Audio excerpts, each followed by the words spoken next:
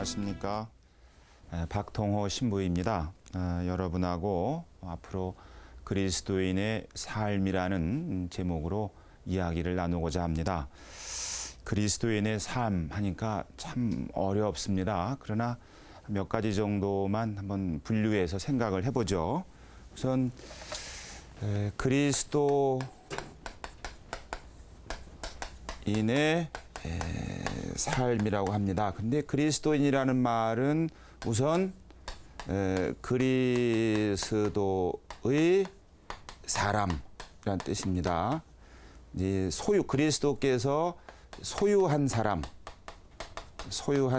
이렇게 이해를 합니다. 그 다음에 두 번째로 이 삶이라는 것은 쉬운 일이 아니죠. 삶은 알 듯 모를 듯 한다 그러지 않습니까? 이 삶을 안다는 것을 우리말 어원, 인자, 사람이라고 합니다. 그러니까 사람이란 모름지기 삶이 무엇인지를 아는 존재, 그렇게 말할 수 있겠죠. 세 번째로 또 우리가 생각해 볼 수 있는 것은 이 삶이 그 자체로 무엇이냐에 관한 내용입니다. 사람에 따라서 삶이 무엇이냐에 대해서 답이 저마다 다를 겁니다. 혹시 여러분 기억하실지 모르겠습니다만은 선종하신 김수환 추경님께서 한번 이런 말씀을 하신 적을 기억합니다. 어느 그 강연 자리에 가시려고 하는데 워낙 긴장을 하셔서 우선 청중들을 부드럽게 하려고 강의를 시작하기 전에 좀 재치 있는 유머를 얘기해야 되겠다 해서 교구청에 있는 신부님들한테 유머를 전해들은 내용이 있었는데요. 그 강연장에 가서 많은 분들에게 여쭤봤답니다. 여러분, 삶이 무엇이라고 생각하십니까? 하고 여쭤봤대요. 근데 물어봤는데 사람들이 가만히 있다랍니다. 근데 추영님은 내가 이렇게 대답을 하면 사람들이 폭소를 터뜨리고 분위기가 좋아지겠지 했죠. 답이 뭐였을까요? 삶은 달걀입니다. 라고 대답을 했답니다. 그런데 애석하게도 청중들은 가만히 있었다는 겁니다. 웃질 않고 굉장히 심오한 말씀인 것 같긴 한데 아닌 것 같아서 그랬겠죠. 어쨌든 삶이 무엇인지에 대해서 이야기한다는 것은 쉽지가 않습니다. 그리스도의 사람이 삶이 무엇인지를 알면서 살아가는 것, 이렇게 우선 정리할 수가 있겠죠. 그래서 오늘 이 시간부터 여러분하고 그리스도인의 삶에 대해서 좀 살펴보고자 합니다. 그러나 그냥 철학을 이야기하기에도 이 자리가 적절치가 않고, 그렇다고 어느 한 개인이 가지고 있는 사상을 일방적으로 전달하는 것도 적절치가 않다고 생각을 합니다. 그래서 저는 여러분하고 우리가 그리스도인의 삶을 말할 수 있는 근거로는 아무래도 세 가지 정도의 자료를 가지고 정리를 하면 가장 적절하지 않을까 생각을 합니다. 그리스도의 사람이니까 당연히 성경에서 삶이란 무엇인가, 그리스도인은 어떻게 살아야 되는가를 밝히는 대목을 찾아보는 것도 중요하겠죠. 그런데 아시는 것처럼 성경은, 구약 성경은 2000년이 훨씬 넘은 시절에, 그다음에 신약 성경은 2000년 전쯤에, 거의 그쯤에 기록된, 물론 성령의 감도로 기록된 하느님의 뜻이긴 하지만 그 시절에 말하자면 작성된 일종의 문헌이라고 할 수 있겠습니다. 그러니까 시대에 따라서 혹은 역사에 따라서 혹은 체험에 따라서 그 성경의 내용이 오늘날 우리에게 모든 것을 다 세세히 다 말해주지 못하죠. 예를 들자면 구약 성경 시절에 사람들끼리 싸울 때는 칼과 창을 가지고 싸웠지 않습니까? 그러나 오늘날 현대에는 싸움을 칼과 창으로 하지 않잖아요. 신식 무기를 가지고 하는 것. 이런 아주 예를 들어서라도 성경은 시대적, 역사적 체험의 어떤 배경을 가지고 있다. 그러니까 오늘날의 현대인의 한국 사회의 우리들의 이해와는 이해를 하나하나 세부적으로 다 말해주지 못한다 해서 우리 교회는 또 다른 방법 성전, 그러니까 거룩한 전승이라고 얘기를 하겠죠. 거룩한 전승을 통해서 우리는 하느님께서 우리 그리스도인이 어떻게 살았으면 좋겠다라고 원하는 뜻을 알 수가 있는데요. 성전은 두 가지로 흔히 구별합니다. 하나 성전은 사도 전승. 그러니까 2000여 년 전에 예수 그리스도께서 강생하시고 순환하시고 돌아가시고 부활하신 다음에 첫 신앙 공동체의 신앙을 고백한 복음서와 그리고 서간문들, 사도행전, 그리고 묵시록 문학 같은 것들 말고 바로 그 사도들이 성경에 수록되지 않은 내용으로 그 그리스도 공동체에 전했던 하느님의 뜻, 사도 전승이라고 말할 수 있겠고요. 또 하나는 이제 교회의 전승이라고 그럽니다. 교회 전승이라고 있는데 뭐 편히 얘기하자면 가톨릭 교회의 교리 이렇게 정리할 수 있을 겁니다. 그래서 그리스도인의 삶을 살펴보는 세 가지의 자료라 그럴까요? 자료를 꼽으라면 1번 성경, 2번 뭐가 있을까요? 교회 전승인데 이걸 교리서라고 말할 수 있는데 교회 전승 가운데 두 가지로 구별합니다. 하나는 교회의 가르침이라는 게 있겠고 공식적인 가르침이니까 이런 것을 흔히 우리는 교리라고 얘기를 합니다. 너무 구석했으니까 재미가 없죠. 놀로 쭉 가면요. 교리, 그 다음에 공식적으로 이것이 교회의 신앙이고 이것이 교회의 믿음이고 이것이 교회의 가르침이다라고 선언하는 교회의 절차가 있는데요. 그것을 공의회라 그럽니다. 그리고 공의회 가운데 전체 세계 교회를 상대로 하는 것을 세계 공의회라 그러고요. 세계 공의회 가장 마지막 최근의 세계 공의회는 제 2차 바티칸 공의회라 그럽니다. 이 바티칸 공의회는 21번째 열린 거죠. 2000년 그리스도교 역사 가운데 21번째 세계 공의회입니다. 21번째 세계 공의회를 바티칸 공의회라 그러는데요. 그러니까 우리가 그리스도인의 삶을 살펴볼 수 있는 세계 자료로 우리는 성경과 그다음에 교회의 공식적인 가르침과 제 2차 바티칸 공의회 최근의 공의회이기 때문에 이 공의회 문헌을 세 개를 살펴보면서 그리스도인의 삶을 정리해 볼 수가 있습니다. 제가 책을 가지고 왔는데요. 바로 이 책이 공의회 문헌이고요. 근데 우리 평화방송 쪽에서 하도 많이 봐서 책이 이렇게 때가 많이 탔습니다. 아주 좋은 현상이죠. 제2차 바티칸 공의회고요. 그다음에 성경은 여러분들이 다 알고 계시죠. 이게 가톨릭 교회 교리서라는 겁니다. 그래서 오늘부터 앞으로 성경은 여러분들이 매일매일 성당에서 가정에서 접하고 또 공유의 문헌 같은 경우는 접할 기회가 이렇게 많지가 않습니다만은 앞으로 이 시간에는 가톨릭 교회의 교리서를 중심으로 해서 그리스도인의 삶을 살펴보도록 하겠습니다. 우선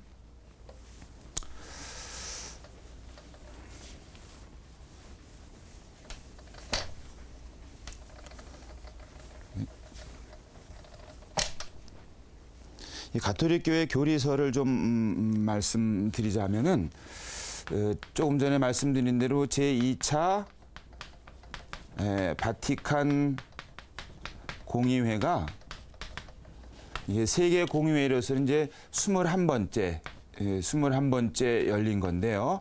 1962년 그러니까 약간 50년 전쯤이겠죠. 50년 전에 개막을 해서 1965년 4년 동안의 공의회를 열었습니다. 회의를 열었고요.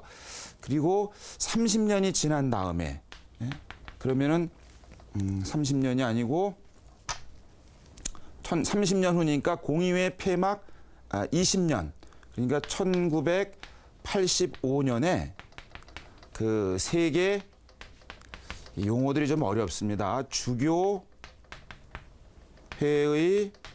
대의원회 길죠? 회 임시총회. 이게 외우느라고 힘들었어요. 임시총회에서 2차 바티칸 공의회의 정신을 실현할 수 있고 또 발전시킬 수 있는 새 교리서와 그 지침서를 그러니까 신앙과 도덕을 다 망라한, 그러나 어떻게 해요? 2차 바티칸 공의회의 정신을 실현할 수 있는 새 교리서 및 지침서가 필요하다라고 의결을 해요. 청을 하고, 그래서 1986년부터 새 교리서 편찬 작업을 시작을 합니다. 그리고 1992년에 처음으로 프랑스 어판에서 바로 이 가톨릭 교회 교리서라는 것을 만들어내고 5년이 지난 다음에 1997년, 불과 얼마 전이죠. 97년에 드디어 라틴어의 표준 가톨릭 교회 교리서가 나오게 됩니다. 가톨릭 교회 교리서가 나오고, 이 한국 천주교 중앙협의회에서 나온 이 가톨릭 교회 교리서는 97년에 나온 것을 2003년, 그러니까 불과 10년 전입니다. 2003년에 초판으로 우리말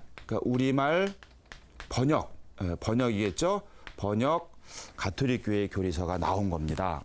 그러니까 2003년이니까 한 8년 전의 일입니다. 그래서 아마 우리 가톨릭 신자들 가운데 많은 분들이 이 책을 보신 적이 없다, 이렇게 전 나름대로 짐작을 해요.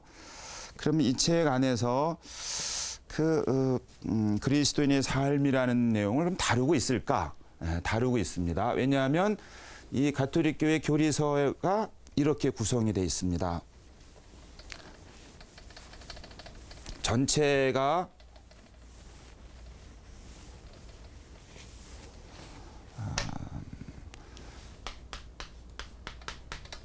가톨릭 교회 교리서인데요.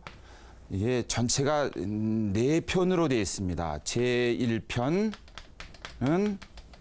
우리 신자들께서 잘 알고 계시는 신앙 고백입니다. 신앙을 담고 있습니다. 신앙이란 무엇인가에 대해서.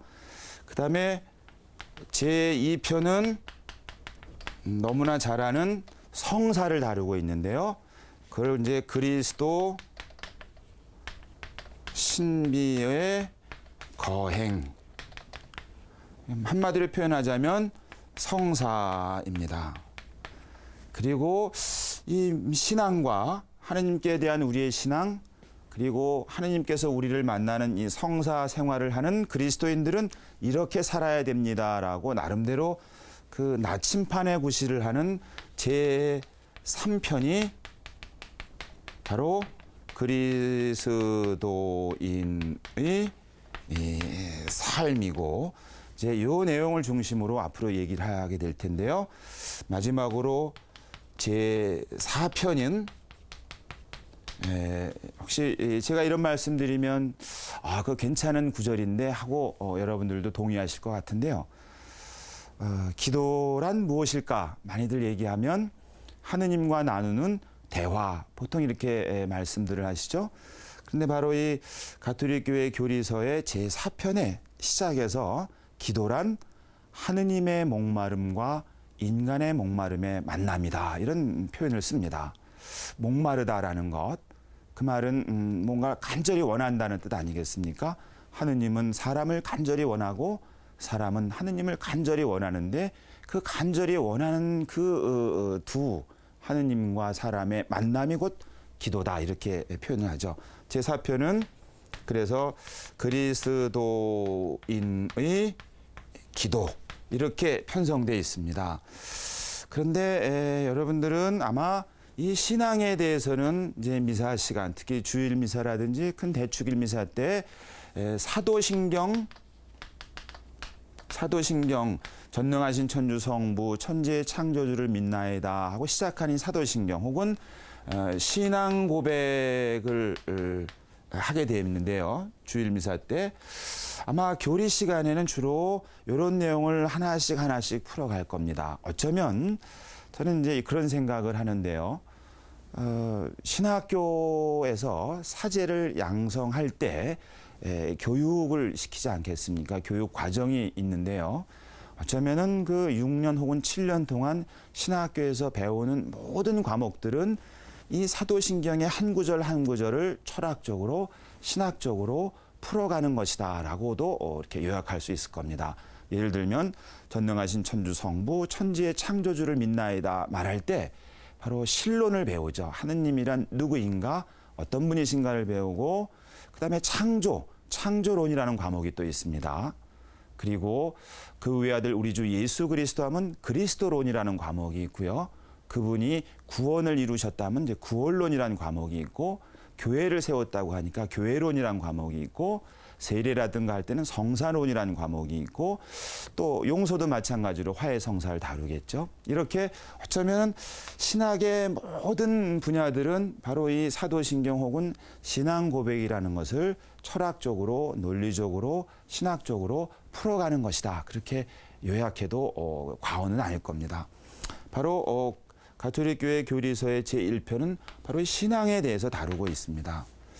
그리고 제2편 같은 경우에는 그리스도의 신비라고 얘기를 했는데 이 신비라는 말에 대해서는 우리 교회 안에서 쓰는 용어하고 사람들이 흔히 쓰는 용어하고는 조금 의미에 있어서 차이가 있습니다. 어쩌면 이 작은 차이가 굉장한 결과를 가져올 수 있습니다. 보통 우리가 일상에서는 신비하면은 모른다. 인간의 이성과 지성으로는 모른다. 이런 의미를 담고 있지 않습니까? 그러나 우리 가톨릭 교회에서 말하는 이 그리스도의 신비라고 할 때 이 신비란 말은 모른다가 아니라 그 하느님이 정말 전능하시고 우주 삼라만상을 창조하신 그 하느님이 우리 인간과 같이 그 작은 존재, 그 질그릇과 같은 작은 그 존재 안에 인간과 똑같은 모습으로 오신 것, 그것이 신비라고 이렇게 얘기를 하거든요. 그러니까 모른다는 의미가 아니라 그 광대무변한 하느님께서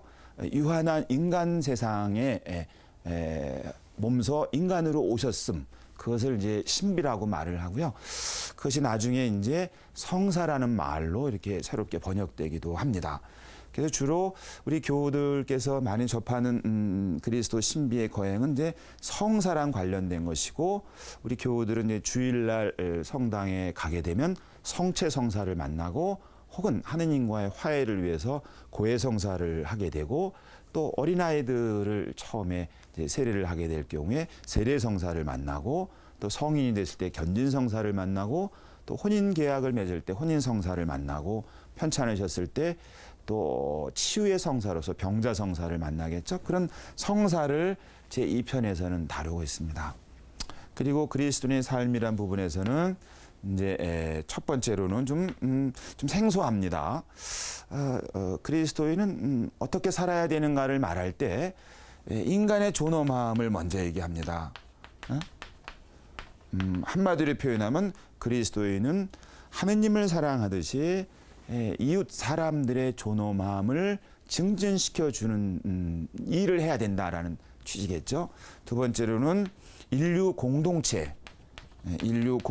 얘기하고, 세 번째로는 은총을 얘기하고, 그 다음에 따라야 될 법을 얘기합니다. 그게 제1부고, 제2부에 가서는 여러분이 잘 아시는 십계명을 다룹니다. 근데 이 십계명의 내용을 우리는 굉장히 사사롭게 개인적으로 또는 좁은 범위에서 이해를 하는데, 앞으로 이야기해야 될 내용에서는 이 십계명이 상당히 광범위하고 구체적이고 사회적인 모습까지 담고 있다. 예를 들자면 살인하지 말라라는 계명이 있지 않습니까? 여러분 가운데 살인하신 분 많지 않습니다. 그러나 현재도 살인은 벌어지고 있습니다. 적어도 이 가톨릭 교회 교리서의 제3편 그리스도인의 삶에서 다루는 이 십계명 내용에 따르면 지금도 살인이 횡행하고 있습니다. 어떤 형태를 통해서요? 전쟁이라는 형태를 통해서. 전쟁은 국가의 정당한 행위 아닌가라고 혹시 우리 가톨릭 신자들이 생각하고 있다면 한 번쯤 가톨릭 교회 교리서의 제3편의 그리스도인의 삶의 10계명에 살인하지 말라는 계명을 한번 펼쳐봐야 될 겁니다. 이걸 다루고 있는 거죠. 이제 4편에 가서는 그리스도인의 기도를 다룹니다. 앞으로 오늘은 이제 첫 시간으로서 그렇다고 바로 일로 시작을 하면 요 내용이 좀 여러분 궁금하지 않을까? 이런 궁금함이 있을 것 같아서 간략하게 오늘은 요 내용을 다루고 다음 시간에는 요 내용을 1시간에 다루겠습니다. 1시간이 아니고 약간 25분에서 30분 사이에 다루려니 굉장히 힘들긴 하지만 이미 여러분에게는 익숙한 내용일 것 같아서, 그리고 이 프로그램의 그 취지는 바로 이 대목을 다루고자 함에 있기 때문에 우선 그 소개하는 입장에서 오늘은 이 내용을 먼저 다루도록 하겠습니다. 복잡하게 생각하지 마시고요. 신앙이란 뭘까?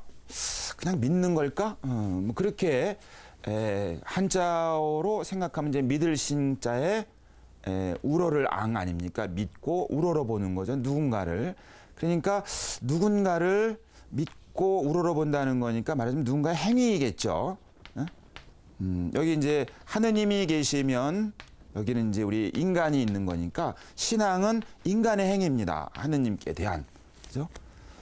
그러면 하느님께서 먼저 우리 인간의 행위인데, 물론 이제 마음이라는 게 전제가 되는 행위겠죠. 그러면 우리가 먼저 우리가 신앙하는 게 아닙니다. 먼저 신앙하는 게 아니고 하느님이 우리를 만나러 오신다. 1번.